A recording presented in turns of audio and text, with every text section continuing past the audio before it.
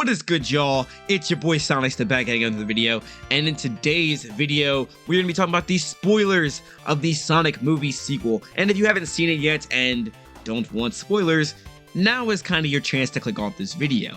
However, if you are here and you want these spoilers, let's get into it. Okay, because there's so much good that this movie does for the entire Sonic the Hedgehog series that definitely needs to be talked about, like, I don't know, Super Sonic, the origins of the Chaos Emeralds, Baby Knuckles, or Kid Knuckles, rather. There's so much great things about this movie that I really wanted to talk about in the spoiler-free video, but I kind of had to filter myself, and now that I get the chance to talk about this, let's just go ahead and get through it. So the first thing that's actually been on my mind a lot recently, actually since I first saw the movie, was the whole plot you had with Randall and Rachel getting married. I know a lot of people hate the whole human part of this movie, but me personally, I loved it. Everything that happened here was just so crazy because Randall was a gun agent the entire time. It was like I was watching an episode of The Imposters, if you've watched that show. It was crazy because this crazy plot twist was intertwined in the entire film in this section, and it made it super important because this isn't just some sort of ordinary wedding that's happening. This is an infiltration that was going to take place to find out what's going on with Sonic and eventually Tails and Knuckles from the gun agents themselves. It's so deep, and it was just so, like, unexpected. It had me, like I said in my previous video, like...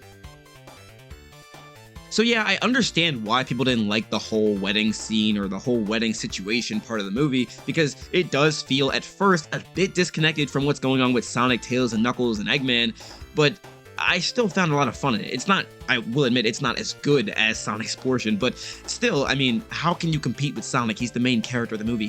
The movie's about him. Like, you can't really compete with that. Nonetheless, this part actually stands up and holds up really well because I love that whole plot twist. That plot twist was crazy. Like, it all makes sense too when you look at all the little scenes that lined up before this one moment where you found out that Randall was a gun agent the entire time. Like, his friends actually being super buff just like he is because they're gun agents. They gotta be buff. They gotta be super tough. So when you think back at that, you're like, oh, like they were planting little seeds like throughout the film that kind of led up to this moment. And even if it was small and insignificant at first, it turned into like this large thing that could have actually turned into something bigger in the whole grand scheme of things.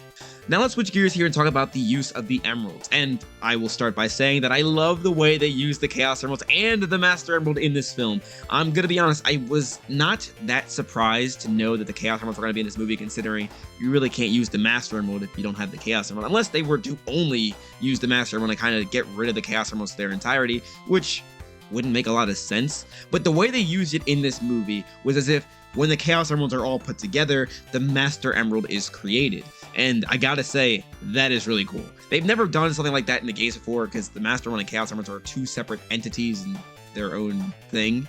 But in this, it's like they're one in the same. You know, you need all the Chaos Emeralds to create the Master Emeralds, and thus it gives it somewhat of an origin story and some background, and we also do get an origin story of how these things were even created in the first place, which I really do love, because I don't believe the games offer the same level of intensity when it comes to explaining the origin stories of these emeralds at all, actually. The deepest we've gone is the story between Tikal and Chaos and the Master Emerald in Sonic Adventure, but I feel like this movie kind of goes a bit further in explaining why they were made and why the echidnas went extinct and everything along those lines, and I think it really ties it up all very, very nicely.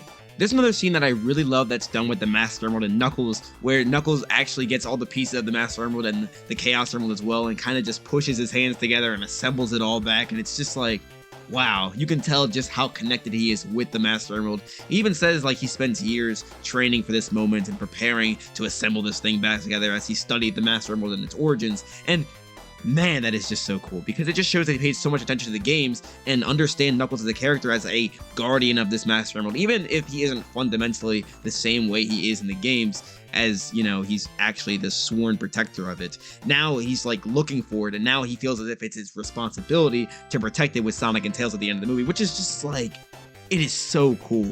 It's like they really, really knew what they were doing and understand these characters to a degree unlike almost any other, and it's just, this movie's cinema. It's cinema.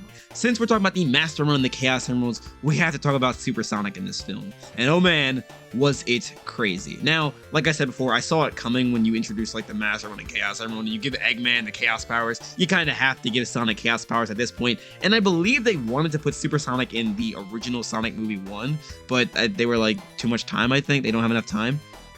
But in this movie, Supersonic felt to me like Sonic Unleashed Supersonic. Remember the intro to that game? It felt like that's exactly what they wanted to emulate here with this. And you had Sonic like blowing stuff up with his hands, going through the machine like crazy, and the Death Egg robot was literally just completely destroyed by the time Supersonic was done with it. And it just felt so iconic. It felt like such a great Sonic moment that should not go forgotten. And then you have Sonic kick the robot over, like the intro to Sonic 06 when he kicks that small little robot over, and it's just like, man, the references in this movie are also really insane. Like, for example, they reference the Sonic Adventure pose like we saw in the bar scene, which, by the way, I did like the bar scene in this one, just not nearly as much as I liked it in the first movie, because that was awesome. You really can't top that one. I know a lot of people didn't like it, but I loved it. Either way, they also showed off other references, like the whole idea of chaos is power. Like, I honestly was not expecting to see that in the movie, but like when I heard it, I was like, they pulled that reference? Wow, this is some crazy stuff here. They also showed off the labyrinth, and when Sonic was underwater, of course, he wasn't able to swim, and he sucked up an air bubble when he was trying to, you know, save Knuckles' life, and it was just like, wow. Like, the air bubble thing was completely like, it's not realistic at all, so I wasn't really expecting anything like that to be here, but seeing it there in the first place is like, wow. Like, I know they were going for some type of realism with Sonic as a whole, but when they did this, man.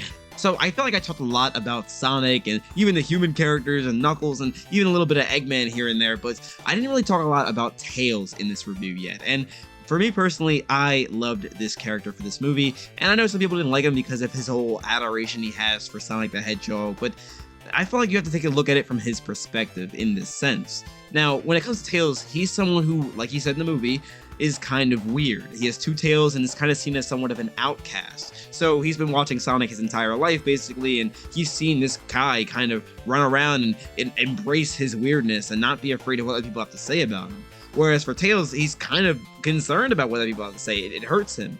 So when he sees Sonic do this, he's like, man, like, I don't know if envy is the right word, but he kind of desires what Sonic has, that level of confidence in himself. And I think that's what Tails really wants, and that's kind of the way his character was in Sonic Adventure, if you really look at it. Like, he's not, of course, he's not idolizing Sonic in any way, shape, or form in that game, but he still looks up to him as somewhat of a mentor. And I feel like in this movie, he does the same thing.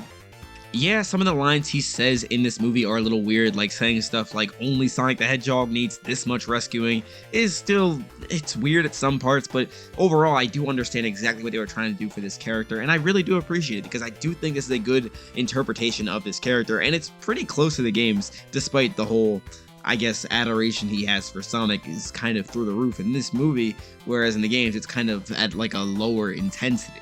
But it's still there nonetheless, and I think that's what they were trying to go for because this is the first time Sonic and Tails ever met. It's not like they've been friends for years and Tails completely understands Sonic and has grown. I think the important thing to remember here is that this is the first friend Tails has ever had, and it's likely the first person who's ever actually accepted him for who he is. So, of course, he's going to be bouncing off the walls. But I think as time passes, he'll probably grow as a character, much like Sonic did from the first Sonic movie to the second one.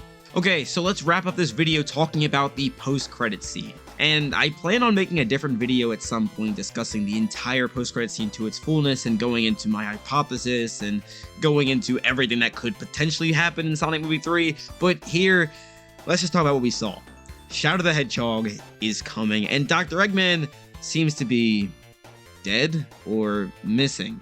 Now, this kind of makes sense because Jim Carrey said that he might retire from doing movies and acting and whatever else, so he may not be in the Sonic Movie 3, but I think he will be. I think this is just something to get rid of Eggman for the time being, that way he can probably go off and find Shadow or something along those lines. But even still, if Jim Carrey does not return as Eggman, we already know that Eggman is not going to be another character shown in the movies, as he will not be replaced. So it's likely that Agent Stone will take his place from then on, unless they introduce like a Metal Sonic or something. But even still, we have Shadow the Hedgehog to talk about, and honestly, I am really happy with his reveal. I know a lot of people wanted Amy or Metal Sonic, but I would be really surprised if either of those two didn't get in as well as Shadow, because they don't introduce just one new character. We got Tails and Knuckles in Sonic Movie 2. I don't think we're just gonna get Shadow in Sonic Movie 3, especially with how well Sonic Movie 2 is doing right now. They're gonna increase the budget, they're gonna give us more characters, they're gonna give us more lore. They know what they're doing, they know how this works. Sonic Movie 2 was amazing, they know how they're gonna make 3 even better, and hopefully, it is, and I really think it will be because Shadow the Hedgehog is just that dude. But anyway, those are my spoiler-filled thoughts on the Sonic movie sequel. Hopefully you guys enjoyed the movie and this video because I know I definitely enjoyed the movie. But anyway, before I go here, I want to take the time to shout out some of my amazing channel members. Thank you all again so much for supporting me and my channel and creating the best possible content that I can create. Videos like these would not be possible without you, and I wake up every day praising the Lord for amazing people like you guys. Y'all are truly the best. If you are at all interested in becoming a member of my channel, there will be a link in the description down below. But if you want to support me through other means, leaving a like, comment, and subscribing definitely goes a super long way. Also, it wouldn't hurt to turn on the post notifications bell because you don't want to miss when I upload. You just don't want to miss it. But either way, thank you all again so much for watching. This is your boy Sonicsta signing out. Have a super blessed day, y'all. Why are you playing that trash?